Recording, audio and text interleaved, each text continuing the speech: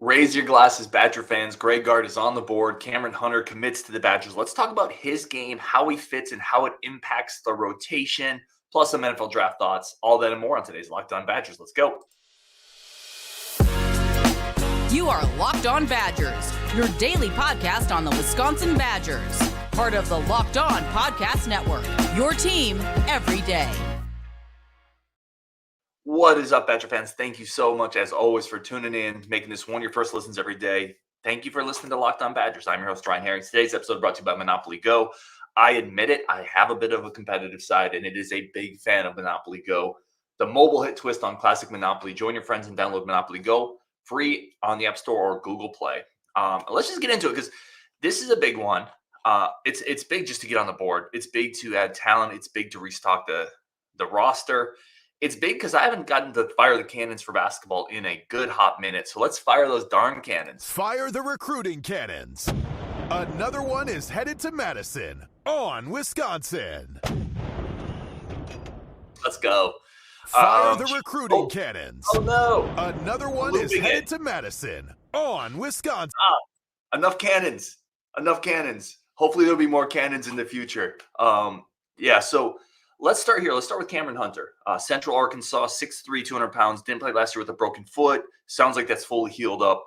I really want to dive a little bit into the game, how he fits on the roster, what he's good at, what he's maybe not so good at, where we think he can help us. Let's start with a scoring guard, right? So he is a little more physical, a little bigger body than Chucky Hepburn, 6'3", 200. That physicality shows on the court. He's really good in the pick and roll as a pick and roll ball handler. He has really good pacing to his game. He's a lefty, but he will drive left or right, probably about equal. In fact, his drive to the right proportionally is actually a little bit more, but he wants to finish with the left. Even on his drives to the right, he's trying to get to that left hand to finish. Either it's a little scoop shot or he's turning the body. That's a little worrisome. Like, that's something that I'm picking up watching his pick and roll actions. Teams are going to scout that out in the Big Ten. It's going to be a little harder for him to finish on the right side with the left hand consistently. But you have a big physical player. He understands the pick and roll. He understands, I said, pacing. Like, what I mean by that is he does a really good job generally of setting up the screen, getting around it, not rushing through it. A lot of players feel like the pick and roll is like a sprint, right? You got to go full speed. And Camren understands how to set defenders up, how to use a hesitation dribble, how to get downhill on somebody. And when he does, he'll put that defender on his hip, which what I mean by that is he'll get his body into that defender as he's getting downhill, use that to create fouls, create a little bit of room at the rim.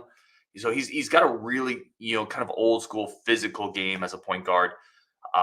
A little issue finishing at the rim at times. I think in the Big Ten, that's going to be a little more problematic. He's going to be going up against bigger, longer defenders, shot blockers coming weak side at the 4 and the 5 spot that he hasn't seen playing at Central Arkansas. So I don't think he's not a great verticality athlete from the point guard spot. Neither was Chucky Hepburn. A lot of great Wisconsin point guards haven't been that type of vertical explosive athlete. Camren Hunter is not that. He's not an explosive first step guy. Pretty good handle. Like I said, he's got a really good hesitation dribble. He's got a crossover he'll use. He's got some creativity. Really around the rim, he's got a lot of creativity trying to get back to that left hand. He'll switch the ball around. He'll contort the body. Good body control. Physical scorer. I think he's going to score. I think the scoring is going to translate in the Big Ten, but you'll have a few more turnovers from him. You will have some missed shots at the rim. You're just going to get those because athletically, he's going to be challenged more, and he's not a great athlete. What he does do, and I mentioned this with the body control, the physicality, he will replace some of AJ Storr's free throws because he gets into people, right? He'll generate contact when he gets downhill in the rim.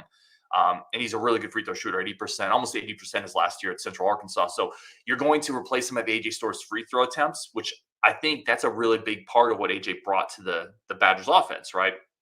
He brought rim pressure, something that we don't get from a lot of other players. Cam's going to give you some of that coming off the pick and roll, which again, this feels like a really good schematic fit in a lot of ways for Gard. They want to run kind of continuity pick and roll. They use a lot of that action in that Gard offense.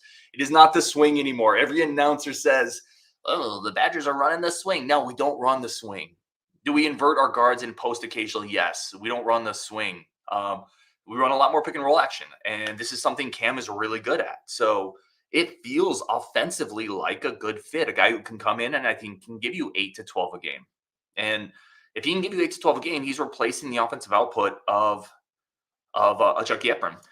This is also a guy, continue on what he brings to the court that I really like. The physicality gives you more rebounding from that spot. He averaged 5 rebounds a game at Central Arkansas. Now, it's not going to be 5 rebounds a game in the Big Ten, but he gives you a more physical presence that can track down some of those long rebounds. So I think he's going to give you rim pressure. I think he's going to operate in the pick and roll, which is something Gard wants to do. He has a proficiency there in the 76th percentile in the pick and roll game, averaging 0.84 points per possession. That's really good. That's a really good pick and roll mark. So that's going to translate. I think you're going to get a little more rebounding. You're going to get a little more physical presence against some of the backcourts that are bigger. Think of the Boo Booey types, those type of guards. Now, I want to get to defense in a second, but I'm just saying from a physical standpoint, he's just a bigger, stronger guy than Chucky Hepburn was. I don't think he has the quick hands that Chucky had. I don't think he's probably quite the passer that Chucky is. But I think he's going to give you that bigger physical presence. You're going to get more rebounding from him. Really good, again, in the pick and roll game. I like that. He's creative. Another aspect of his game I really think translates well is, I just mentioned we don't run the swing. But this is a guard that if you want to put on the post, you can do that. Central Arkansas would run a lot of post isolation for Camren Hunter. They would run out of bounds plays, right, where they would just get the ball into the wing and right down to Cam Hunter on the post. At 6'3", 200, if he has a smaller point guard defending him, Cam Hunter can punish people on the post. Really good on the left block, has a nice drop step. In the post, he had a 0.96 points per possession. That's in the 74th percentile. So when you get him in the post isolated against a smaller guard, which again is something that is in Gard's back pocket. We haven't done it as much recently, but we haven't done it as much recently because we haven't had guards that could execute it. Here's a guard that you can invert. You can put him down there, and against smaller guards, he is going to punish them in the Big Ten. Even in the Big Ten, he's a 6'3", 200-pound point guard. Like, he's going to present issues there if you can isolate him in the post. Teams are maybe going to have to switch up on that a little bit. So he gives you a lot of different things offensively. From a pure scoring point or standpoint, you hope that the shooting gets a little better. Shot 31% from 3. Now, in the pick and roll, he will show that he'll stop and pop if the defender goes under. But you want that percentage to go up. He's a lefty. The form looks pretty good. I think it probably could get up into the mid-30s. If it gets up into the mid-30s, you're looking at a guy who could score 13, 14 points per game next year and be a really good fit. I really like this pickup. I think it fits really well. Now, defensively, I think there's some issues here. And this wasn't a great defensive team last year. I don't think Cam Hunter comes in and fixes that.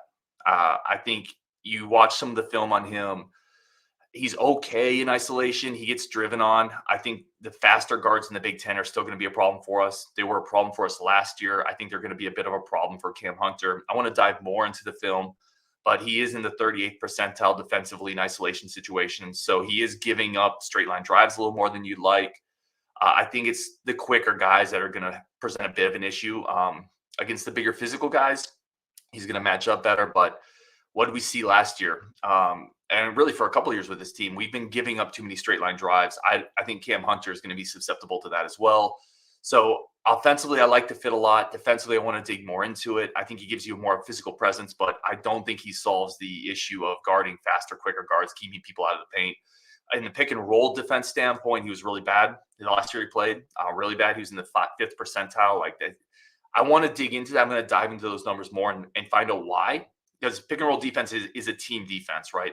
And until you really watch the film, it's hard to say why a person struggles in pick and roll defense. It could be, it could be a lot of things. So I want to watch the film before I see that one, but I'm comfortable saying in isolation defense, I think quickness might give him some problems, but I like this pickup a lot. I really do. Is it Chucky Hepburn? No, it's not Chucky Hepburn. Can he do some things that maybe Chucky Hepburn couldn't do? Yeah, I think so. I think he might give you a little more consistent scoring. I think he might be able to put a little more pressure on the rim. I like it. I like it a lot. I think it's a nice pickup. Gard gets someone who I think fits his offense. Hopefully you are taking a bit of a gamble on health. Obviously he missed all of last year.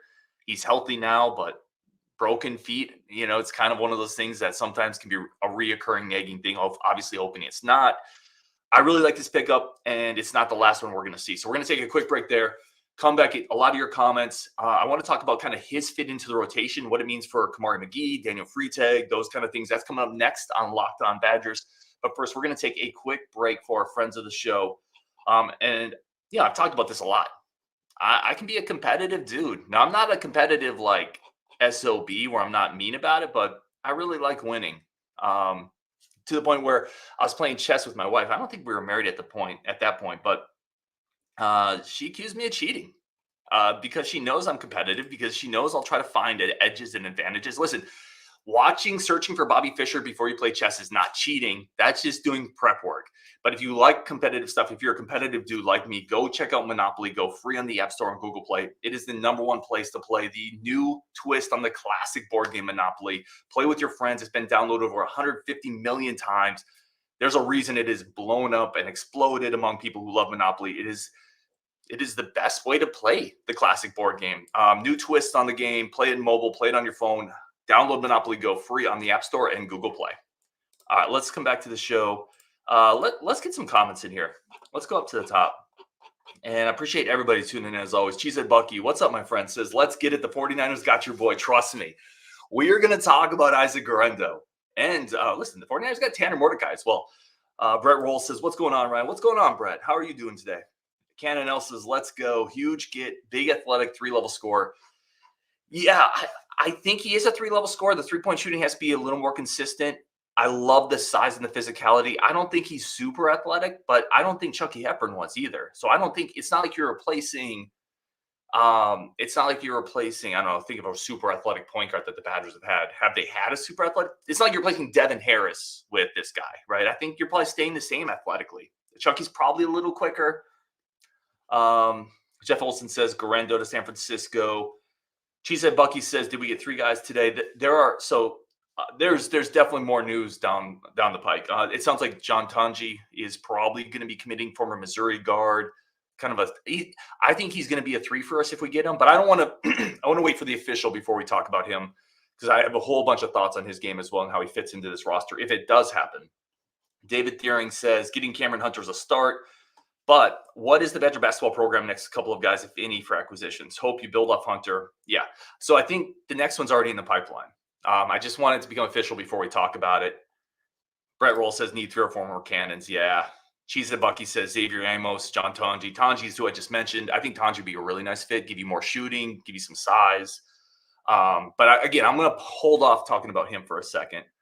All right, let's talk a little bit about where he fits in the roster, what it means for players. Who does this impact the most on the roster? I think it's Kamari McGhee. I think Kamari McGhee goes from being, if you were unable to bolster the guard depth, McGhee was going to be a massive part of that rotation next year. He was going to be the #2 guy, right? It'd be Freitag starting, McGhee would be your 2, and then the 2 guards would be Klesman and Blackwell. Now I think, listen, Cam's going to start. You're bringing in this dude to start, and I think Freitag's your backup point guard next year. Freitag can play both. He's a bit of a combo guy. But when you look at the shooting guard rotation, you have Klesman and Blackwell. Those guys both need 25 to 30 minutes. So I think it's going to be Freitag getting the backup point guard minutes, which I think you need to do because you got to play that dude. This show is a big-time Daniel Freitag truther, and we have been for a long time. And in the world we live in, you don't bring in a guy like Daniel Freitag and not play him. It's just that simple, right? So I think Kamari McGhee is going to kind of be bumped down on the depth chart a little bit. And it's great depth, right? Having a 3rd point guard like Kamari McGhee is excellent because people get hurt, people get in foul trouble. He's going to give you more practice depth, going against better players. But I think he's the guy most impacted by this. Daniel Freitag will be the backup point guard next year. I'm almost positive. At the 2 guard spot, I think Freitag can get some of those minutes as well. And I think Blackwell can play some 3 against certain teams in certain matchups. I think confidently with Blackwell's physicality, his tenacity, his IQ, you can slide him to small forward and play him in some lineups, but you don't want to make a living there. So I think that's kind of how this shapes out.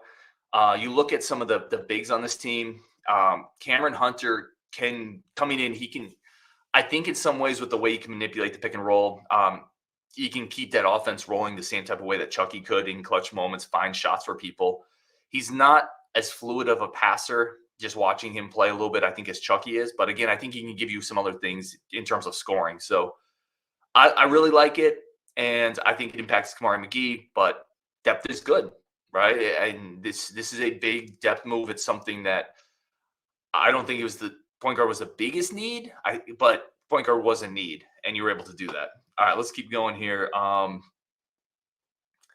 Let's see. Kyle Matry said, yeah, transfers didn't play last year. Yeah, he didn't play last year. Had a broken foot.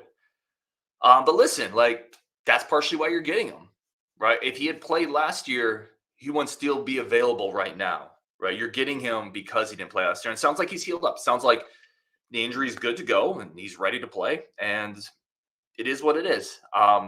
Do you want to get a guy with a clean bill of health? Yeah, absolutely. But again, if he had played last year, he wouldn't still be on the market this year. If he had played last year to the level that he had played the year before.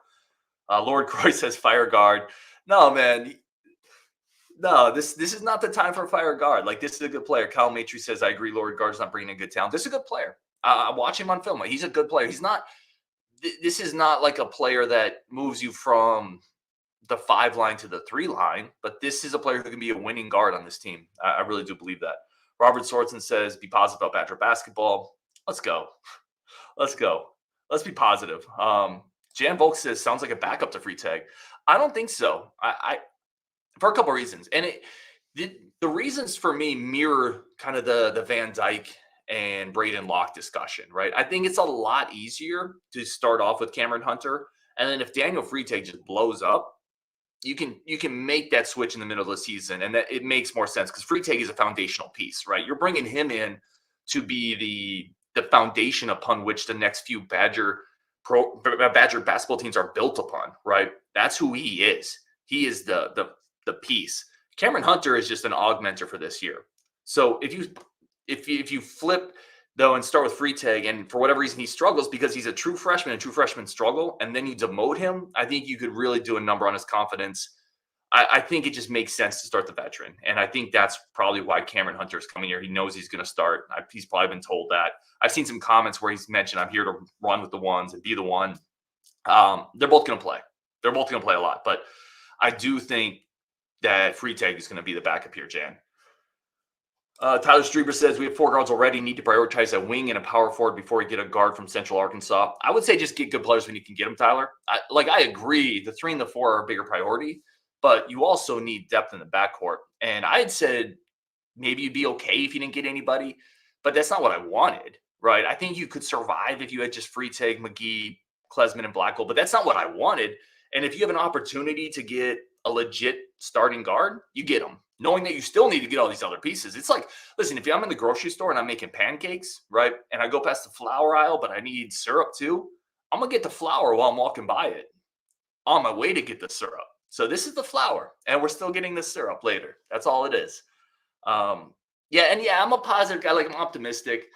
I get it. There is a bit of copium with me at times. But this is also why I've consistently said, and people have pushed me on this, like, dude, it's time to fire guard. Dude, you got to say fire guard. And I'm not super clear on this. This does not mean guards, everything's forgiven and everything's rosy. But what I've constantly said is I just need to see what the rest of the offseason looks like before I say yes or no, right? If I went into this offseason saying I'm still on board with keeping guard, I'm going to wait till the end of the offseason before I say. And it's for reasons like this. Like, this is a good pickup. Let's see what else he does. If this is all he does, it's a failure. 100%. If this is all that he accomplishes this offseason, like you lose all those players and you just bring in Hunter, it's a failure. But I don't think that's what's going to happen. And we got to wait, in my opinion, for the dust to settle to see what this roster looks like. And then we'll make a decision. And then I'll make the decision. Some of you guys have already made your decision. That's totally good too. Let's see. Some more comments here. Smo. Yes. I love Smo. Let's go. Wildcats. Did we just sign Noah Reynolds 2 years in a row? Lefty guard, 6'3", 200 pounds. Yeah. Noah, to me, was a little more slender and a little faster. This guy's a little more physical and plays with a little more pace. But, yeah, you could definitely comp him. And Noah Reynolds would have been a good pickup last year. We could have used him. A guy that committed and then decommitted.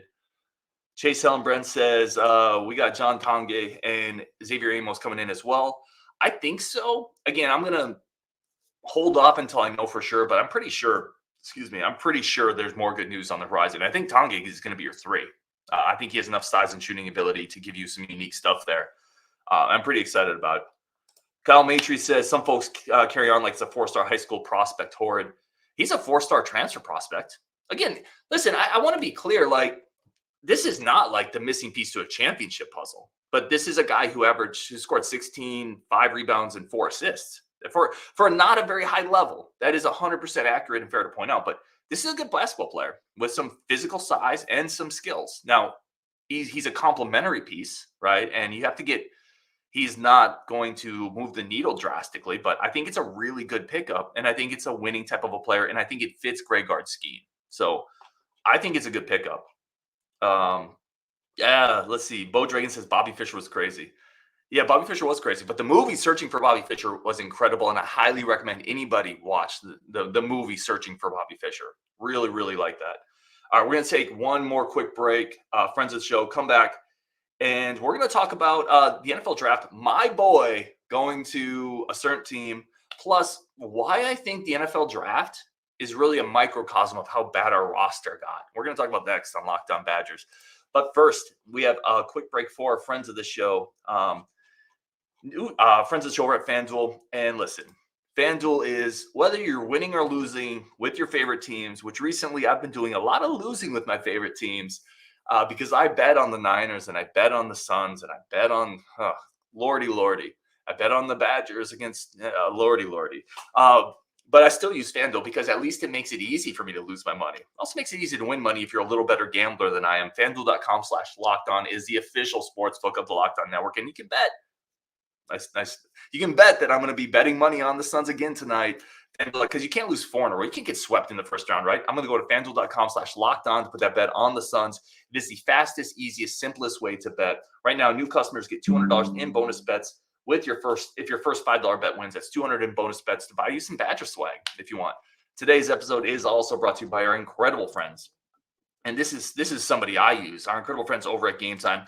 Gametime is the #1 source for all your ticket needs. If you need concerts, I almost said therapy. If you need a ticket to therapy, you're not going to find that on Gametime. If you need concerts, sporting tickets, whatever it is, entertainment venues, it's there on Gametime. Huge inventory, credible ticket prices. The closer the date gets, you get flash deals, so you get even cheaper prices. You get pictures of the seats before you sit down. That's why Gametime has exploded. They are the place to get all your tickets. Download the Gametime app today. Use code LOCKEDON for $20 off Gametime, the official ticketing app of the Locked On Network. All right, let's talk NFL draft, y'all. Let's see some more comments here. Let's see a bunch more comments coming in. Y'all are amazing. Thank you so much for all the comments as always. Kyle Matry says Isaac Grendo is going to be special. I wish we found a way to keep him a Badger. 4.3 speed.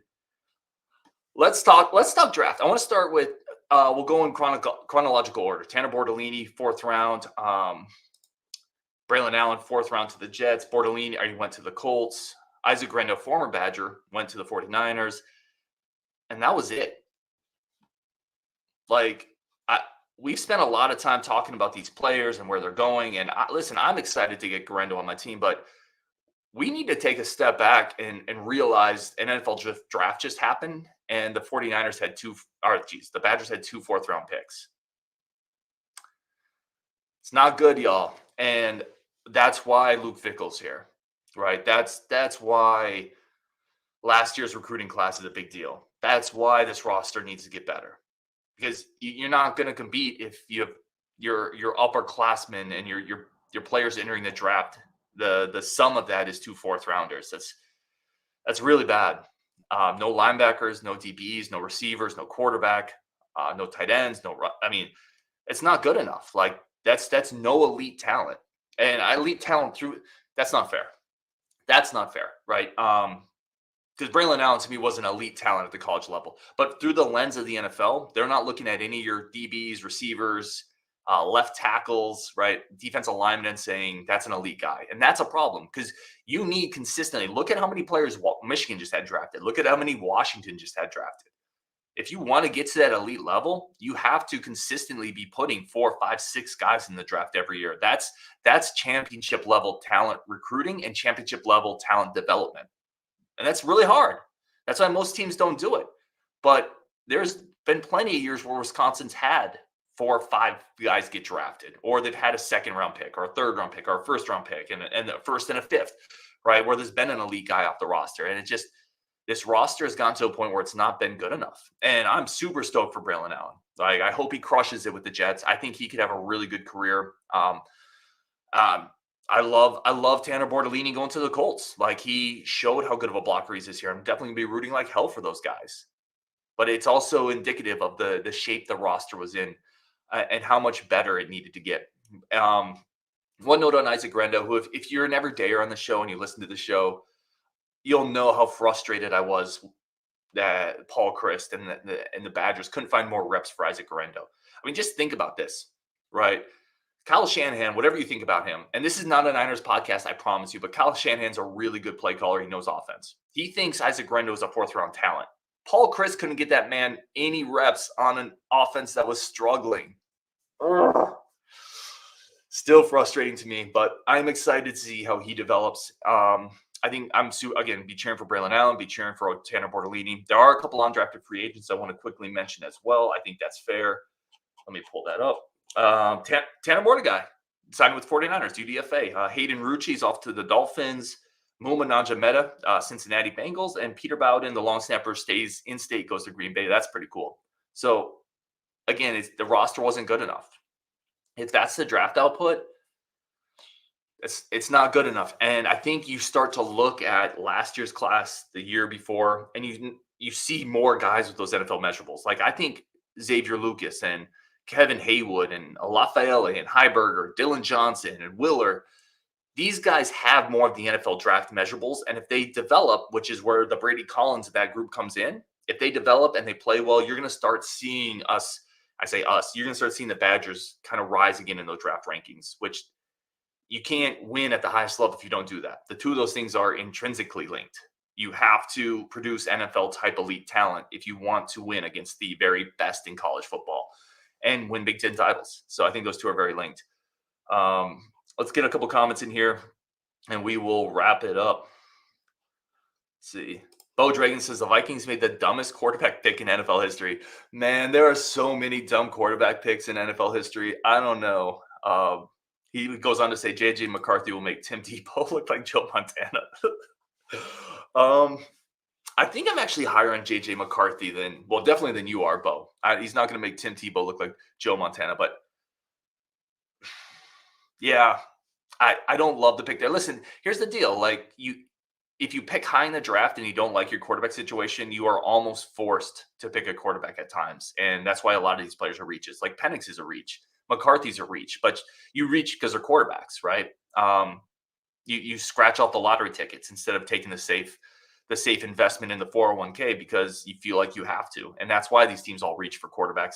I think McCarthy has some juice. I like the intangibles. I think if you put him in a more spread out offense that had to throw the ball more, who knows? But I wouldn't bet on him living up to that high first round pick for sure. Let's see. Mo says Braelon Allen moved to linebacker. I think those days are past. P says Badgers should be a better team post Braelon. I think so, but not because of Braelon, no. I just think the talent is on the rise. I really do. I think the talent is on the rise. I like this development staff. I think this recruiting. They have a recruiting staff, an actual recruiting staff. Like we laughed about it with Paul Chryst, but like he didn't have a recruiting staff. Like, and when he finally did, it was comprised of guys who aren't recruiters, like Luke Fickell. And Luke Fickell's not unique in this, but he found guys who are full-time recruiters. This is what they do, right? You wouldn't hire some dude running your accounting team to go run the weight room. So why would you put people in the recruiting department that aren't recruiters? Lord help me if I had Locked On Badgers when that stuff was happening. Boy, oh man. Kyle Matry says JJ's a winner, can spin it a bit. Wasn't asked to throw too much, but he has the tools. That's kind of where I'm at, Kyle. Like they didn't have to throw a lot, so they didn't. And I think because of that, some of what he can do was hidden a little bit. I like intangibles matter at quarterback more than anything. I think JJ has the right type of intangibles, but I don't know. Quarterbacks are really hard. Thank you, Captain Obvious. Like, it's almost impossible to evaluate them. That's why teams continually miss on them. The smartest people in football can't figure out which quarterbacks are going to be successful. I like McCarthy's intangibles. Out of the first round guys, I think May's probably my favorite. I'm not sure on Caleb Williams. Like, bro, you're the best player in college football, and your team went 7-5 at quarterback. I don't know. That seems sketchy to me. That seems sketchy to me. All right, we're gonna wrap it up there. Joe Shalom says, now you need a financial. Yeah, we're going to wrap it up there. Really do appreciate everybody tuning in. As always, you guys are amazing. Thank you for helping us build this incredible Badger community. Go join us on the Discord if you want to talk more Badgers on Wisconsin. And I really like this pickup. I really like Cam Hunter. I think it's a really good fit into this roster. We're going to break down his game more and more. But again, I think it's a scheme fit. He finishes well in the pick and roll. I think he can shoot it a little better. He gives you a little more size, physicality. I like it. It's a good starting point. It can't be the ending point. On Wisconsin, and we'll talk later.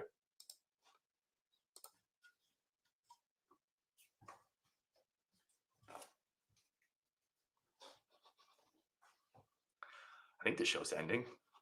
I don't know. Kyle Matrix is on Wisconsin. Smos is on Wisconsin. Is this thing still going?